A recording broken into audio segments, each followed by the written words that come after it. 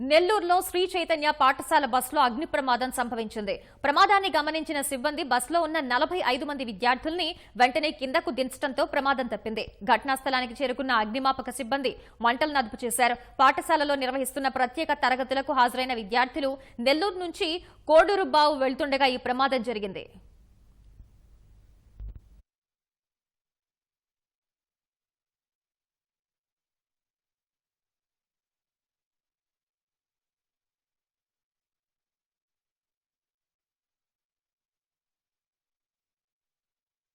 నెల్లూరులో శ్రీ చైతన్య పాఠశాల బస్సులో అగ్ని ప్రమాదం సంభవించింది.